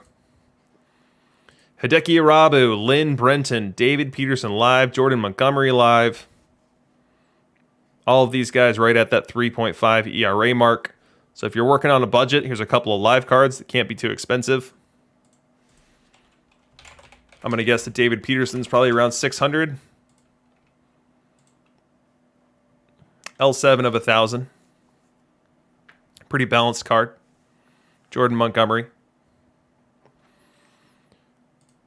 Ideally, we get you guys set up with gold and better in your rotation, given the importance of starting pitchers. And let's look at some gold cards. Look at this Zach Duke card. Holy cow. 400 plus innings of really great pitching.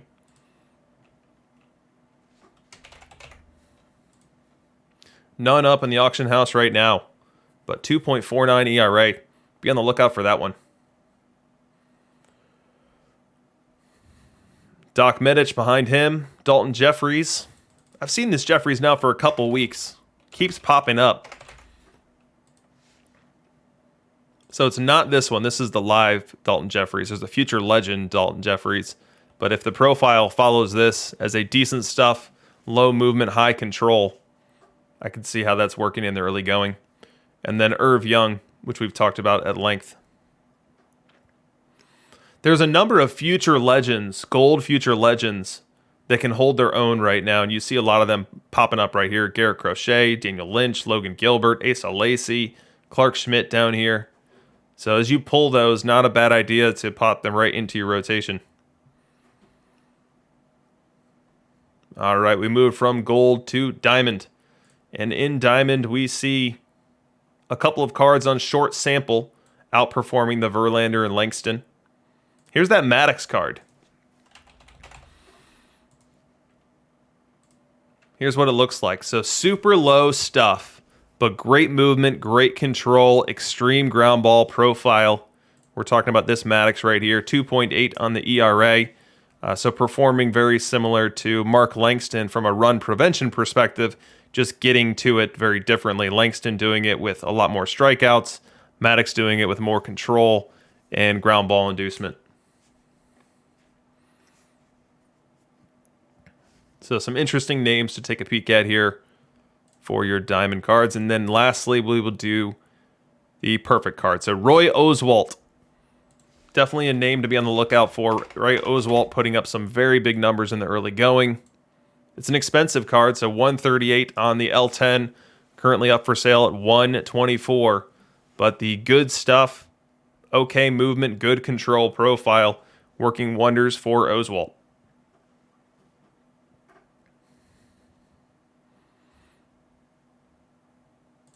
Here's that Candy Cummings we were looking at before. We had our threshold at 500 innings pitched, which is why we didn't see this one. But lowering the threshold gets us to be able to check this out. Performing very close to Cy Young.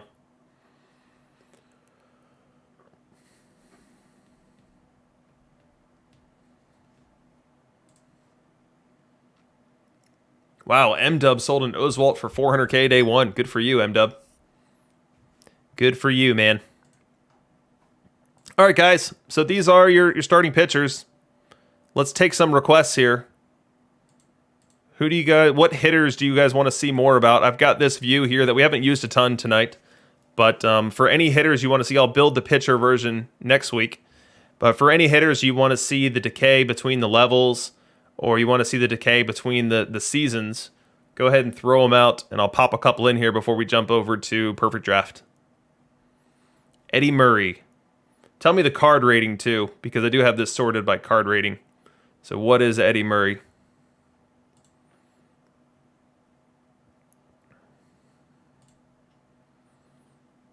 Eddie Murray's a perfect.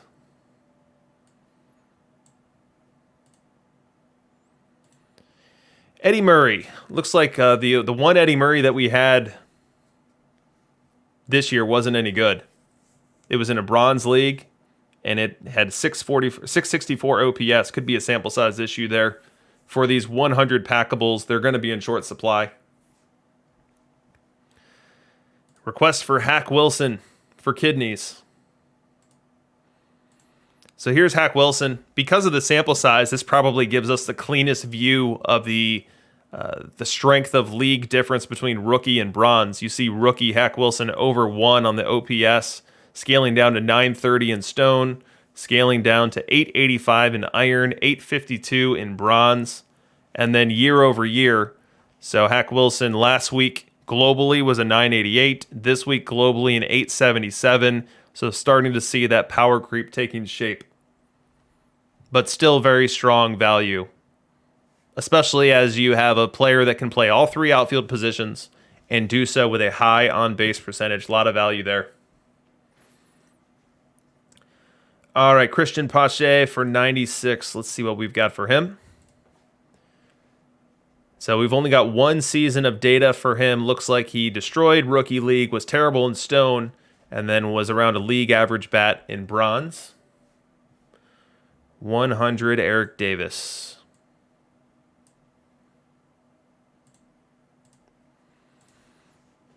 Eric Davis with a pretty linear observed performance here. 947 in rookie, scaling down to 757 in bronze. 90, Trevor Larnach.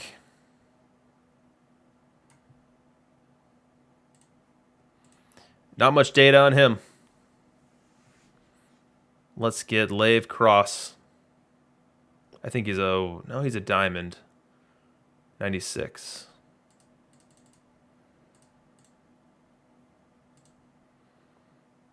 There he is. So Cross holding pretty well week over week, almost identical, 911 to 916.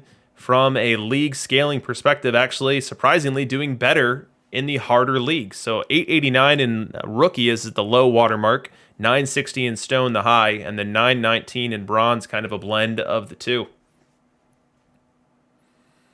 All right, let's go up and see some of the ones I missed at the beginning. So 100 peak Scott Rowland. I'm guessing we don't have much data on him, but we'll check it anyway. Here's Scott Rowland, actually more data than I expected. And we see how it breaks down here. Only data from this week, so no data point from last week. 92 Bob Allison. We'll get maybe 3 more of these, and then we'll break for our perfect team. Perfect draft. Bob Allison, there he is. So Bob Allison doing better higher up the chain. 902 in bronze, 846 in iron. Then 84 Xander Bogaerts.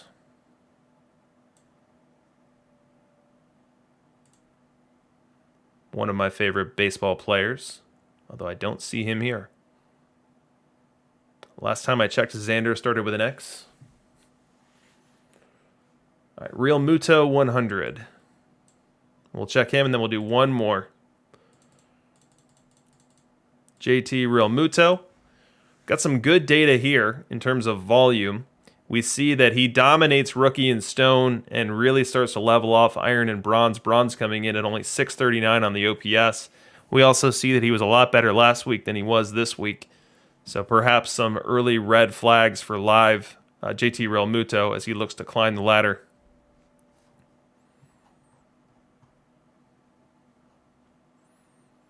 All right, Xander Bogaerts is an 89. Will you do him, and then we'll close it out. If you have questions that I didn't get to, or you just are dying to see one of the players that we didn't get a chance to look at today, go ahead and DM me, and I'll make sure I get a peek at that before the night's out. So here is Xander Bogaerts live. We'll lower that font a little bit so we can see better.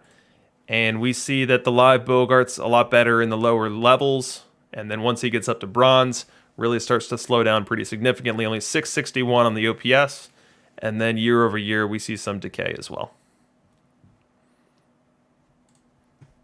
All right, it's time to draft a perfect team. And we did not place last week. We did not place. So this week we got to do it big, guys. We got to do it big. All right, let's find a good one to jump into. Maybe we choose one of the card ones, so that we can feel really good when we win something. Alex Pearson, 87. I don't recognize that one as one that is in high demand. Veen Gregg. Adam Dunn. He used to kill the Cubs. Just to absolutely kill the Cubs. All right, we're going to save our slot, and we're just going to pick one of these. We'll go with this one. It's a 2,000 perfect point reward, best of 7 with 16 teams in it. Uh-oh, did I already sign up for one? What happened?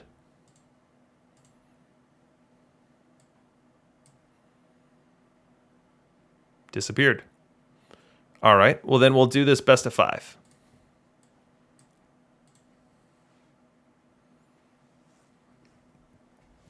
All right. So we're going to try to do this a whole lot quicker than we did last week. Last week we ended up having to rush through rounds 11 and 12 and 13. All right. Let's take a peek at what we have here.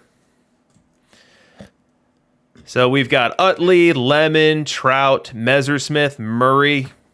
You know, none of these guys were really at the top of the sugar pile as we were looking at pitcher performance this week. I love going with an ace pitcher right off the bat, but none of these guys are that guy. So let's look at starters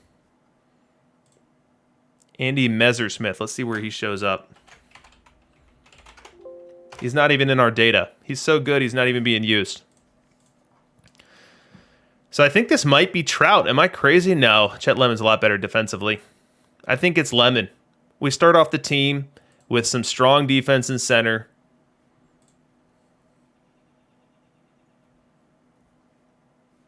Let's see how he's hitting. Center field, Chet Lemon, hitting pretty good. It's going to be better versus left-hand pitching than he is versus right. From a WAR perspective, wins above replacement, Chet Lemon actually slightly above Mike Trout, despite the fact that Trout hitting a lot better.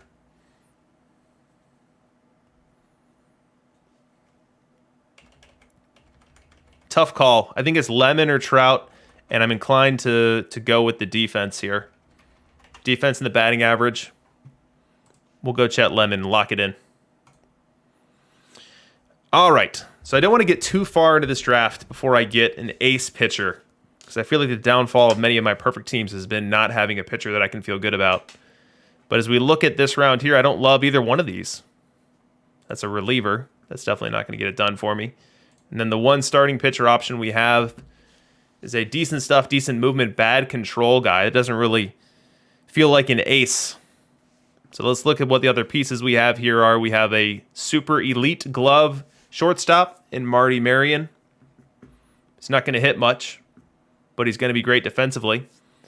If we were to go Marion, we're definitely putting together a defense first team that could open up some options to go low stuff pitchers through the rest of the draft. Brett Beatty. I don't really want to get a bad glove third baseman as my second pick. Hunter Bishop doesn't feel like an option. Buck Freeman. We'll take a look, but nah, it's not going to do it. Answer is Marty Marion. So we've got elite glove center, elite glove short headlining this team. Oh, man, look at that. Cross is staring at us in the third round. This would be our best hitter. Could put him at third base, play every day, middle of the lineup. That's really tempting. I don't think Grayson Rodriguez is good enough to tempt us off of that. What do you guys think? Big Red Fury says Grayson.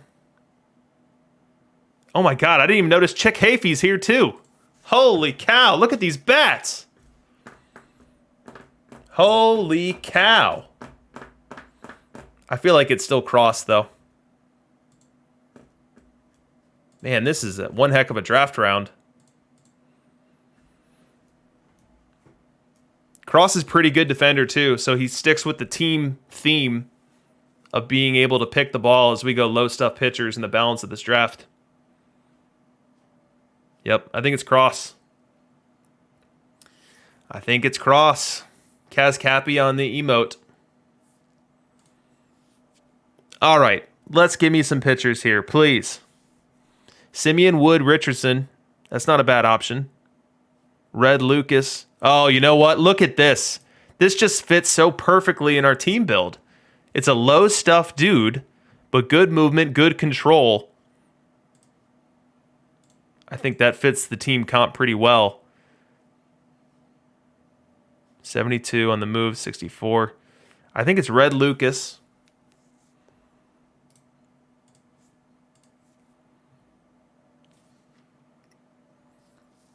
I think it might be we go two pitchers here. We might go Simeon Woods Richardson and Red Lucas. We're going to want to get a good glove second baseman at some point. I don't see it here. I think we go ahead and grab two pitchers.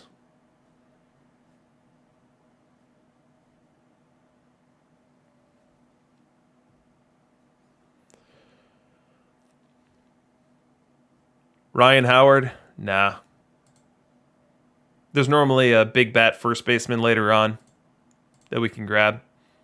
I really don't want to get through the golds and not have at least a couple arms, and I feel pretty good about Red Lucas for team fit and Simeon Woods Richardson because he's a pretty good pitcher. Let's see how he's been doing. Simeon's been about league average in league play. That's not all that inspiring. I think we go with these two guys and then see what the next round holds. 14 minutes left. We might have to pick up the pace just a touch here. All right, what do we got? What do we got? What do we got? Shockey, low control pitcher. Sean Murphy, not a bad not a bad defender. So maybe we go Murphy. Rbis doesn't really fit the team profile. CJ Abrams doesn't play second base well enough.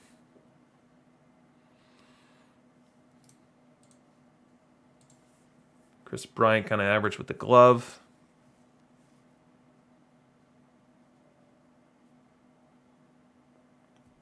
We could go back end pen for Maddox. He fits the team comp.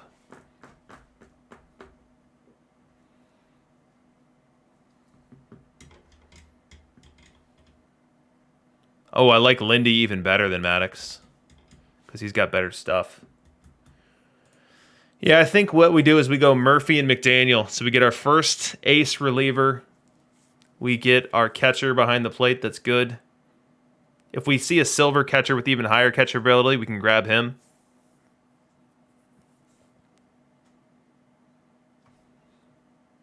Denelson Lamet, more of a stuff guy. All right, let's lock these in and move on to the next round. Ooh, Ty Cobb, that's a big bet. That's a real big bet. Oh, buddy. I think that's our right fielder. Doesn't fit into the defensive theme, but I don't know if I can pass on that bat. This is our last gold round, so I'd really love to have another starting pitcher, but I don't love this as an option. It's not any Ty Cobb, it's fire Ty Cobb.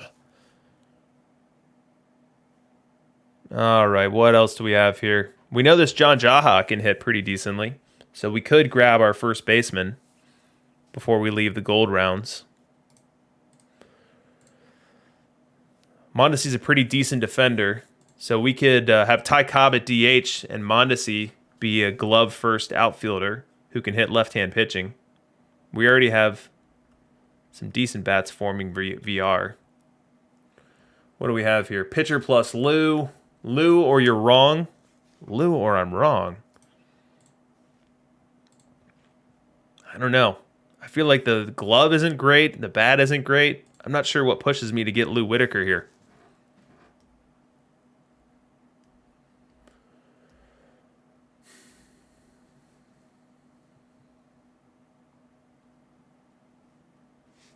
Lou's a decent defender. Yeah, I think the likelihood that we run into a nice platoon first baseman might be higher than we run into a second baseman I feel good about. So maybe you guys are warming me up to Lou here.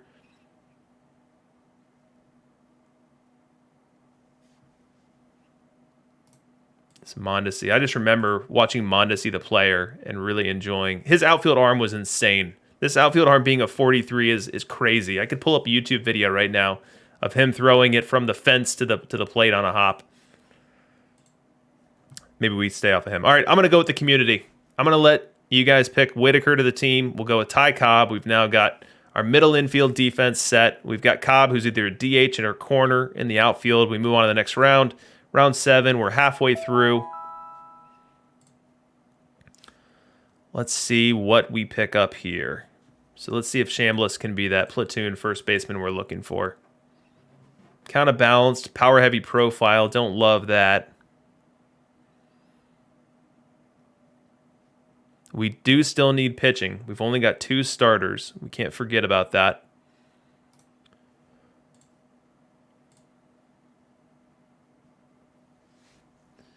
Gabby Sanchez. Where's Gabby? Here he is. J-Ronk might like Gabby. Yuck. What is this profile all about? Decent glove. Maybe that fits the team theme. Juan Rivera, what do you got for me? I think he's going to be a short side platoon guy. Oh, that's a really nice looking short side platoon. If he was a better defender, I'd be more tempted.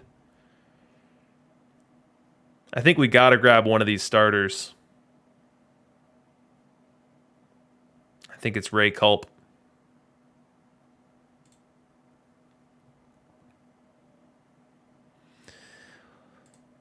We'll get Gabby. The community wants Gabby. We'll give the community what they want. All right, we go Culp as our 3 starter. Gabby now at first base. We're selling Brandon Nimmo live cards. There's a lot going on right now. Ricky Batalico, the bot, the ever sleepy bot on the Out of the Park Discord. He shows up here. Sammy Bird, we got some relief arms. Still don't have another starter, which I'd love to grab at some point soon. Not seeing it here. Look at this guy. He fits the team theme really well. David Hale. Just go ahead and let him hit it. The defense will grab it. Lance Richburg. He looks like a BABIP king. That's pretty interesting. Ooh, and he's got great range.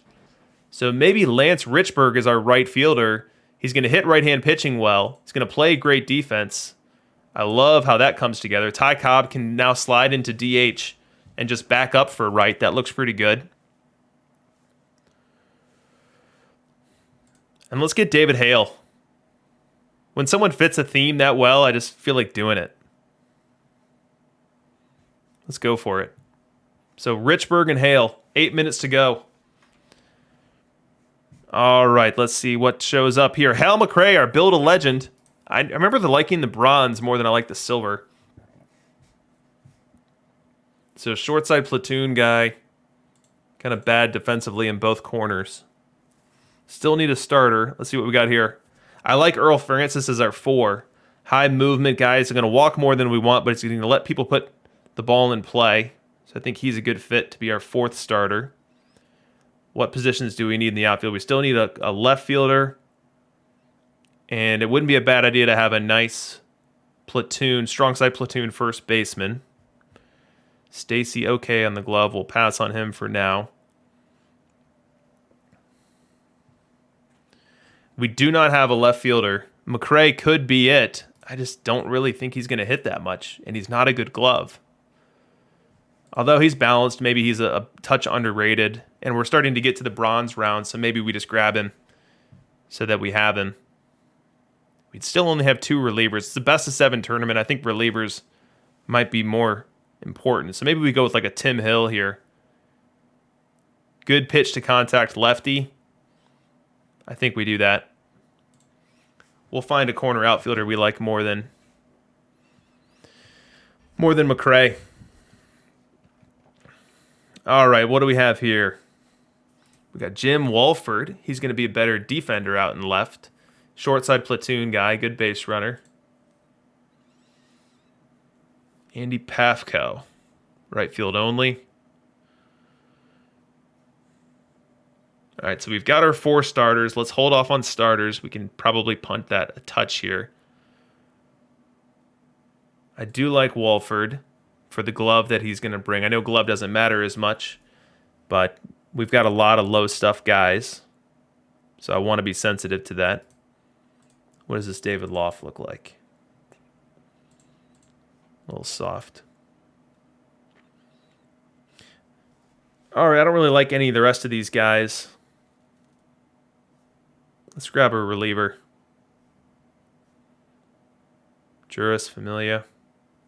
Control vulnerable. Here we go. Ricky Bonus. He fits the theme. Low stuff guy to put the ball in play. He's actually a starter.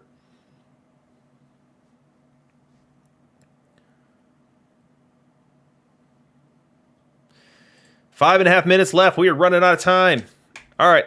We move a little bit quicker here. We are now to the 11th round. What is Larkin? Larkin is a switch hitter. Better versus left, though. No positional versatility there. Javi Lopez, bad catcher.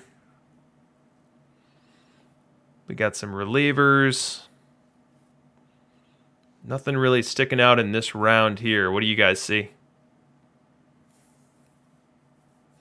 Yeah, we need a backup catcher, but I feel like, is this really the backup catcher? I guess the catcher ability is better than the arm, and we need one. So we'll go ahead and grab him. We need to start making some quick decisions. So let's get him. Let's grab a reliever too.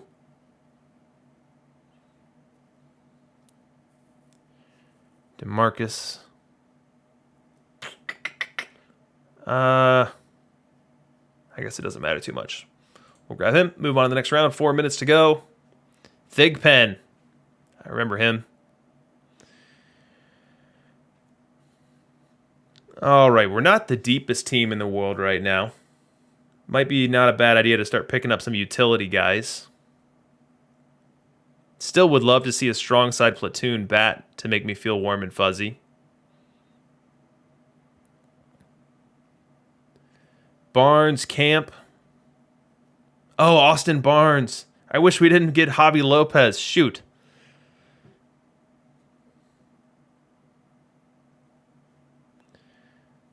All right, what are we saying in the chat here? Camp? Where's Camp? Or was that last round? Sisti can back up middle infield. Let's see how that looks. Yeah, pretty decent rating at shortstop. I like that. Sisti's not a bad play there.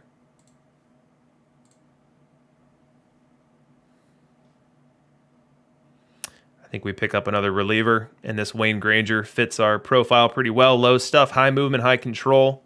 We will grab him, move on to our final round, and we need to get some utility guys here. We need some people who can play all over, and Scott Heineman fits that bill very well. He can play left, center, right, and first base, so we'll pick up him for sure. Now, let's look at pitch staff count. We've got 10 pitchers, so I'd love to leave with at least 12. So let's look at my options here to pick up 2 more. Wiley's a good control guy. Russell, even better control.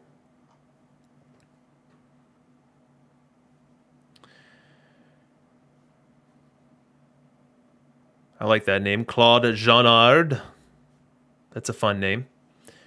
All right, so I think I'm going to go Wiley and Russell, playing to the control-heavy theme. And we've got a utility outfielder. Now we could really use a utility infielder. And that appears to be what Jose Garcia can be. He's got second and short. That ain't bad. Repco, utility outfielder. Billy McKinney can play a couple outfield positions. Playing pretty well, too.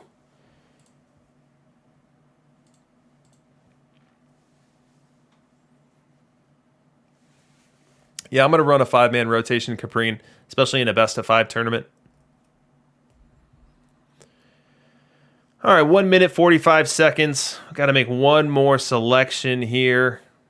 I think we just go McKinney, give us another left-hand bat off the bench late in games. We've got our 12 pitchers. I feel good about this team. I think this team is better than the team we had last week. So we see how the team comes together here. Make sure all the guys that we had intended on being in the lineup are. Got Ty Cobb leading things off. He's going to do a great job of getting on base. Lance Richburg, defensive first right fielder. Yeah, I think I want Leif Cross even higher. Get some left-right-left action going. Gabby Sanchez, we never found a platoon-heavy first baseman to replace him, but he's good enough. Got Marty Marion, the glove-heavy short. He's good. Jim Wolford out in left. So maybe more right-handed than we'd want to be, but that's not the worst thing in the world.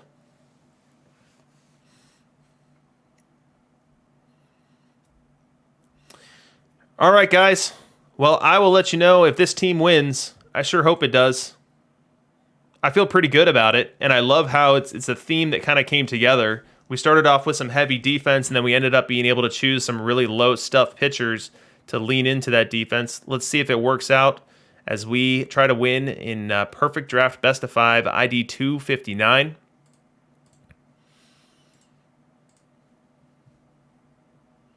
But that is going to do it for me tonight for Practice Makes Perfect League with DRC. I hope you guys enjoyed the broadcast. I hope you guys enjoyed the looks into some of the observed statistics. I am so very appreciative of all of the help that you guys provided in terms of providing data this week. I want to show this. So 14 different leagues of data were volunteered. We had data from Iron, Rookie, Stone, and Bronze all coming in. Next week, we'll be able to include Silver data for the first time. So very much appreciated. and we'll continue to watch these numbers. We'll watch these players go up and down. We'll watch how they decay from week to week.